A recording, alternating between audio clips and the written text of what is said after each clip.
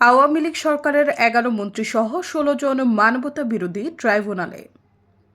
বৈষম্য বিরোধী ছাত্র জনতার আন্দোলন চলাকালীন জুলাই-আগস্টের গণহত্যা ও মানবতা বিরোধী অপরাধের অভিযোগে গ্রেফতারে পতিত আওয়ামী লীগ সরকারের সাবেক ১১ মন্ত্রীসহ ১৬ জনকে আন্তর্জাতিক অপরাধ ট্রাইব্যুনালে হাজির করা হয়েছে। মঙ্গলবার সকাল ১০টার দিকে তাদের আন্তর্জাতিক অপরাধ ট্রাইব্যুনালে হাজির করা হয়েছে। আন্তর্জাতিক অপরাধ ট্রাইব্যুনালের চেয়ারম্যান বিচারপতি মোহাম্মদ গোলাম মর্তুজা মজুমদারের নেতৃত্বাধীন ট্রাইব্যুনালে তাদের বিষয়ে শুনানি হবে।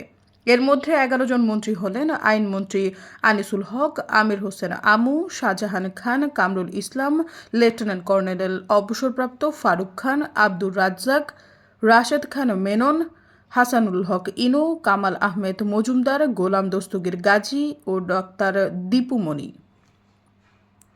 অন্যান্য আসামির মধ্যে আরও আছেন সাবেক একজন প্রতিমন্ত্রী জোনায়েদ আহমেদ পলক, সাবেক প্রধানমন্ত্রীর ২ জন উপদেষ্টা সালমান এফ রহমান ও তৌফিক ইলাহি চৌধুরী, সাবেক বিচারপতি শামসুদ্দিন চৌধুরী মানিক এবং সাবেক স্বরাষ্ট্র সচিব জাহাঙ্গীর আলম।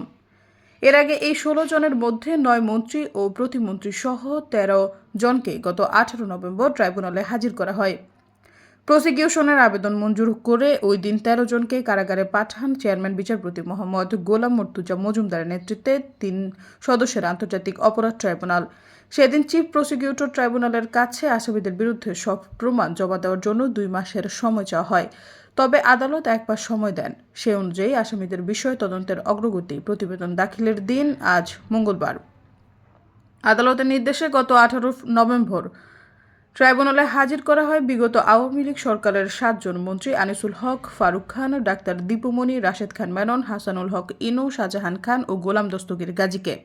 এছাড়া সাবেক প্রধানমন্ত্রী শেখ হাসিনার ২ উপদেষ্টা সালমান এফ রহমান ও তৌফিক ইলাহি চৌধুরী, প্রতিমন্ত্রী জোনায়েদ আহমেদ পলক ও কামাল আহমেদ মজুমদার এবং আপিল বিভাগের অবসরপ্রাপ্ত বিচারপতি শামসুদ্দিন চৌধুরী মানিক ও সাবেক স্বরাষ্ট্র সচিব জাহাঙ্গীর আলমকে।